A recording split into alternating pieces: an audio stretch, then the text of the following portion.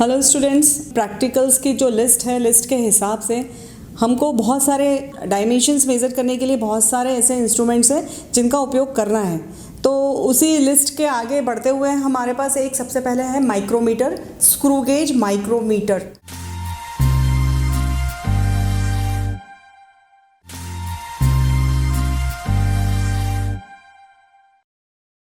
तो इसकी सहायता से डिफरेंट डायमेंशंस को मेज़र कर सकते हैं और कितना छोटा से छोटा या कितने छोटे से छोटे प्रिसीशन को हम मेज़र कर सकते हैं, इसके लिए इस इंस्ट्रूमेंट के बारे में सबसे पहले जानना होगा।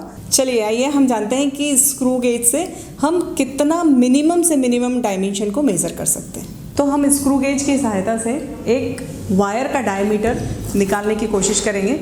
वैसे तो हम पतले से पतला, और कितना पतला वो मैं आपको अभी एक्सप्लेन करती हूँ इसके बारे में, कि हम कितने पतले डायमीटर को मेज़र कर सकते हैं या कितने पतले लेंथ को, कितनी स्मॉल लेंथ को हम मेज़र कर सकते हैं। तो इसके लिए सबसे पहले देखिए, पहले इसका डिस्क्रिप्शन देख लेते हैं। ये स्क्रू गेज है और इस स्क्रू गेज के अगर हम देखें तो ये एक यू फ्रेम है और इस वाले फेस को हम बोलते हैं स्टड और ये this is the spindle. And ये अगर आप इसको हम जब इस तरीके से क्लॉकवाइज और एंटी क्लॉकवाइज घुमाते हैं तो हमको ये मालूम पड़ेगा कि ये एक मेन स्केल होती है और एक ये सर्कुलर स्केल होती है।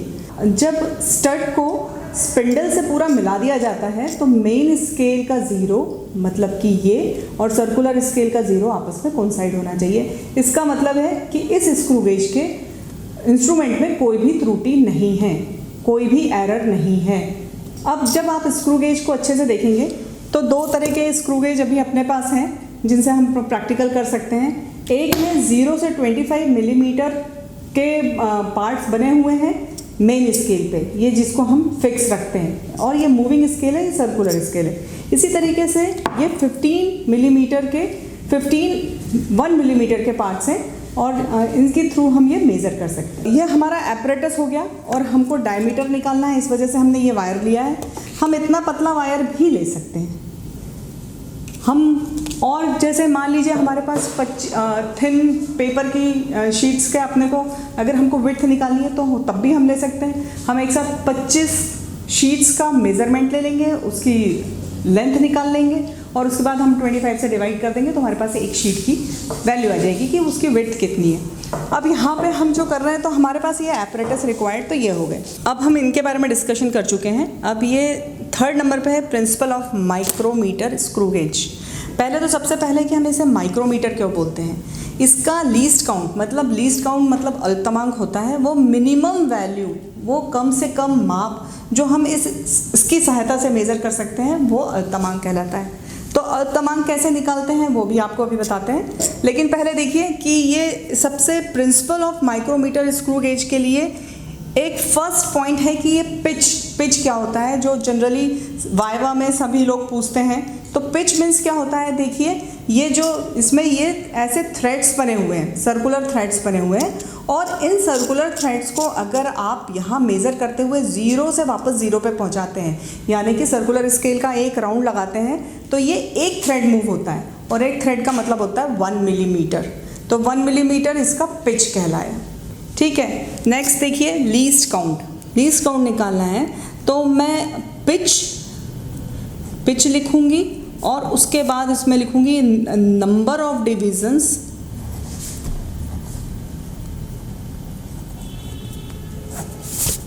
On circular scale.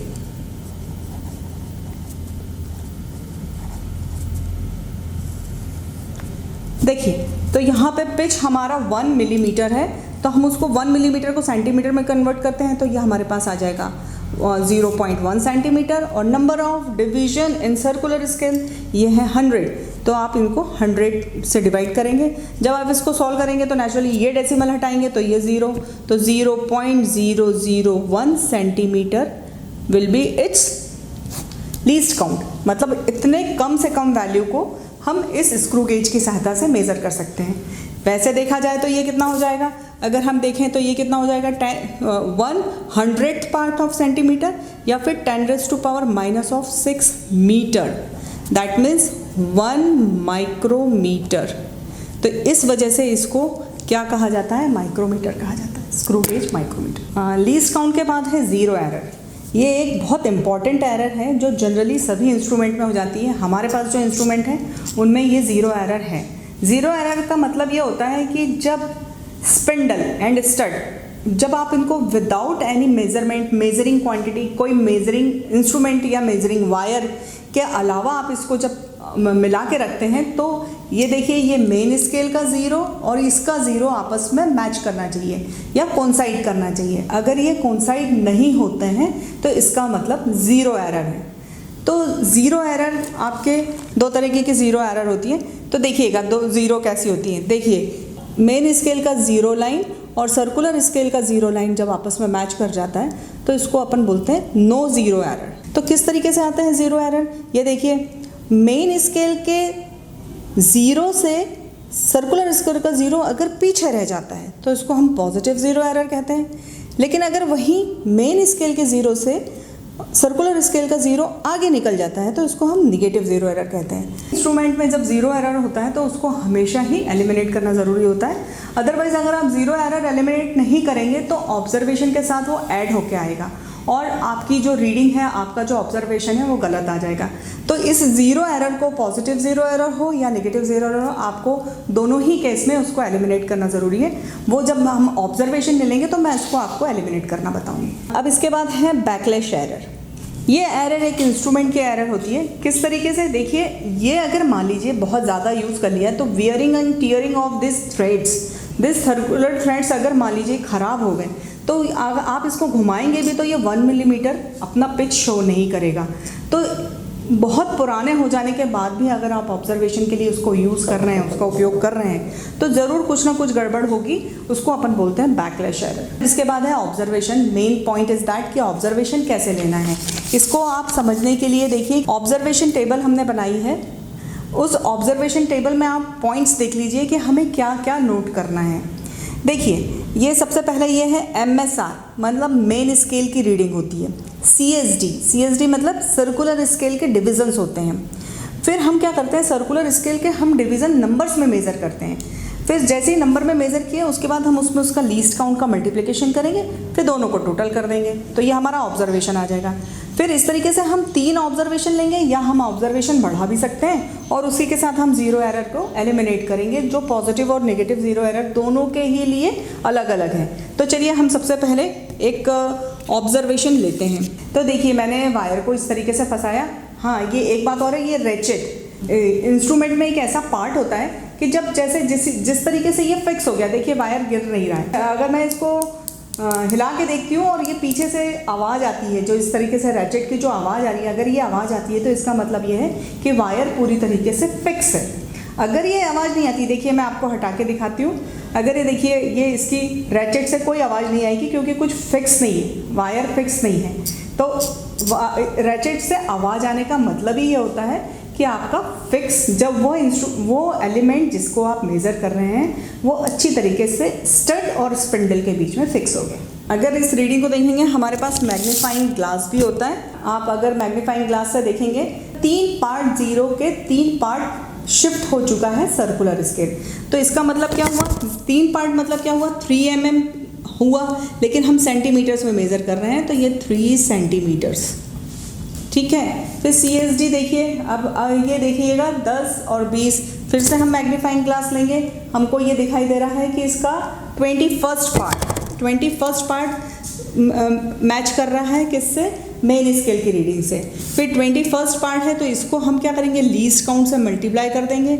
जो हमने लास्ट में लीस्ट काउंट निकाला था पहले, इसके पहले लीस्ट काउंट से मल्टीप्लाई किया तो हमारे पास जो रीडिंग आ गई वो आ जाएगी हमारी, ऐसे आ जाएगी 0.021।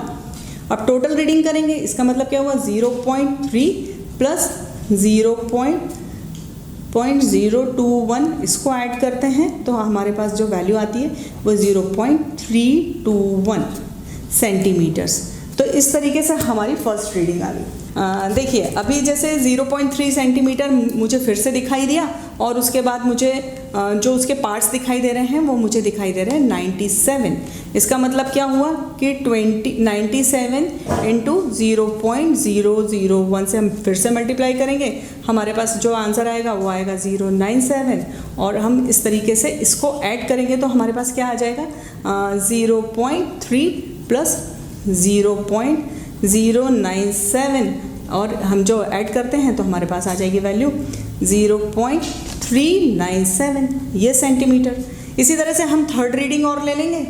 आप चाहें तो जितनी रीडिंग ले सकते हैं, कई बार हम वॉल्यूम भी निकाल सकते हैं, इसी वायर का वॉल्यूम भी निकाल सकते हैं। तो लेंथ को तो हम सीधे सीधे मेज़र कर लेंगे किससे, स्केल से, और हमें लेंथ मालूम पड़ जाएगी तो हम फॉर्मूला रखेंगे πr²h because it is a cylindrical shape, और सिलेंड्रिकल शेप होने की वजह से आप इसमें से सब सारी वैल्यू सब्स्टिट्यूट करेंगे और आप वॉल्यूम निकाल सकते हैं। इसी का नहीं, आप जैसे रिफिल का वॉल्यूम निकाल सकते हैं, छोटे से टेस्ट ट्यूब का वॉल्यूम निकाल सकते हैं। तो डायमेंशंस मालूम होने के बाद, छोटे छोटे डायमेंशंस भी मालूम होने के बाद आप काफ़ी कुछ इससे निकाल सकते हैं। अगर हमने तीसरी रीडिंग भी ले ली तो अगर मान लीजिए 2 रीडिंग लेते हैं तो 2 रीडिंग का एवरेज, 3 रीडिंग या 5 रीडिंग आप जितनी भी लेना चाहें उतनी रीडिंग्स लेके फिर एवरेज निकालिएगा और फिर एलिमिनेशन ऑफ ज़ीरो एरर, क्योंकि ज़ीरो एरर हमारे पास थी। तो आपको जिस तरीके से पहले बताया कि अगर पॉजिटिव ज़ीरो एरर है मतलब कि ज़ीरो पीछे रह चुका है, तो जो पार्ट भी मिलता होगा वो पार्ट और लीस्ट काउंट का मल्टीप्लिकेशन करिए और फिर आप वैल्यू निकालिए। निगेटिव ज़ीरो एरर है, अगर मान लीजिए निगेटिव ज़ीरो एरर मतलब ये हुआ कि वो 100 से पीछे रह जाएगा, मतलब ज़ीरो क्या हो गया, ज़ीरो मेन स्केल के ज़ीरो को क्रॉस कर चुका है। तो ये जो भी नंबर मिल रहा है इसको आप क्या करेंगे, 100 में से माइनस करेंगे और लीस्ट काउंट का मल्टीप्लिकेशन करेंगे। इसको ऑब्जर्व, चाहे ज़ीरो एरर पॉजिटिव हो या नेगेटिव हो, आपको हमेशा ऑब्जर्वेशन में से माइनस करना पड़ेगा, माइनस करना पड़ेगा। तो आप उसको विथ साइन माइनस करेंगे। तो देखिए अगर पॉजिटिव ज़ीरो एरर है तो वो माइनस हो जाएगी डायरेक्टली, लेकिन नेगेटिव ज़ीरो एरर है तो वो नेगेटिव साइन के साथ होगी, इस वजह से वो उसमें प्लस हो जाएगी। ये मैनुअल में आपको मिल जाएगा पूरी तरीके से किस तरीके करना है। तो इस तरीके से आप ये पूरा प्रैक्टिकल परफॉर्म कर सकते हैं। नेक्स्ट पॉइंट है आपको कैलकुलेशन करना है और फिर उसके बाद रिज़ल्ट निकालना है। तो जैसा कि आपको बताया कि आप वॉल्यूम भी निकाल सकते हैं पतले वायर का, या आप सिर्फ रेडियस निकाल रहे हैं तो आप रेडियस निकाल सकते हैं, डायमीटर निकाल रहे हैं तो रेडियस निकाल के उसका डबल कर दीजिए। तो इस तरीके से काफ़ी सारे कैलकुलेशंस आप इसके थ्रू कर सकते हैं, स्क्रू गेज के थ्रू कर सकते हैं, जो कि आपको 1 माइक्रोमीटर तक का मेजरमेंट देता है। मतलब कि 1 मिलियंथ ऑफ मीटर, मतलब 1 मीटर के लाखवें भाग को ये मेज़र करता है। जब हम इस इंस्ट्रूमेंट का यूज़ करते हैं तो हमें काफ़ी प्रिकॉशंस रखना चाहिए ताकि हमारा ऑब्जर्वेशन बहुत प्रॉपर रहे। तो देखिए हमेशा माइक्रोमीटर को जब भी आप मूव करें तो कोशिश करें या तो आप एंटी क्लॉकवाइज यूज़ करें या क्लॉकवाइज यूज़ करें। तो बहुत ज़्यादा आपको इस प्रेशर देके इसको मूव नहीं करना है सर्कुलर स्केल को। हमेशा ये रेचेट का भी ध्यान रखना है। ऐसा नहीं कि एक बार उसमें एक स्पेशल साउंड आता है, एक स्पेशल आवाज़ आती है, अगर मान लीजिए आप वो आवाज़ आ रही है उसके बाद भी आप इसको घुमाएंगे तो पीछे से ये टूट जाएगा। तो आप बैकलैश, इसको बहुत ज़्यादा मूव करेंगे तो बैकलैश एरर भी आएगा, तो इसका भी ध्यान रखना चाहिए। साथ ही साथ ज़ीरो एरर का बहुत ज़्यादा ध्यान रखना चाहिए कि मेज़रमेंट के समय अगर ज़ीरो एरर बहुत ज़्यादा आ रही है और ऑब्जर्वेशन आप प्रॉपरली ले नहीं पा रहे हो तो वो ज़रूर आपकी रीडिंग में इंक्लूड होगा, जिस तरीके से आपका मेज़रमेंट गलत हो जाएगा, आपका ऑब्जर्वेशन गलत हो जाएगा। कई बार हमको ऑब्जर्वेशन का परसेंटेज एरर निकालना होता है। परसेंटेज एरर निकालने का क्या मतलब है कि ऑलरेडी उसका हमको वैल्यू पता होती है और पता होने के बाद हमारे साथ कितना डिफरेंस आ रहा है, हमने जो ऑब्जर्व किया है कितना डिफरेंस आ रहा है, अगर वो हम परसेंटेज एरर प्रॉपर नहीं निकाल पाते तो तब भी हमारा परसेंटेज एरर बहुत ज़्यादा बढ़ जाएगा। तो ज़ीरो एरर, बैकलैश एरर, इन सब का ध्यान रखते हुए उसको एलिमिनेट करते हुए हमें अपना ऑब्जर्वेशन फाइनल रिजल्ट लिखना चाहिए। ऑब्जर्वेशन लेने की सही तरीका ये होता है कि 90 डिग्रीज पे आपका एंगल आना चाहिए। अगर आप थोड़ा सा भी साइड से इधर या उधर होते हैं तो आपके ऑब्जर्वेशन में डिफरेंस आ जाता है। चूँकि ये 1 millionth part of the metre को मेज़र करता है तो everybody must be very particular, very peculiar with precision to measure the dimensions. तो इस तरीके से अगर हमने सीख लिया है और अगर हमें जब भी मौका मिलेगा तो हम इसको हैंड्स ऑन परफॉर्म करेंगे। साथ ही साथ ये सीखने के साथ हम हो सकता है कुछ नए डायमेंशंस भी मेज़र करें। इससे एक बॉल, छोटी सी बॉल, या आप लेड शॉट्स जो होते हैं उसका भी वॉल्यूम निकाल सकते हैं, और लेड शॉट्स के वॉल्यूम के साथ ही साथ आप उसका डायमीटर निकाल सकते हैं, वेट निकाल सकते हैं, डिफरेंट फार्मूले यूज़ करके। हो सकता है हैंड्स ऑन में करने में हमें मौका मिले।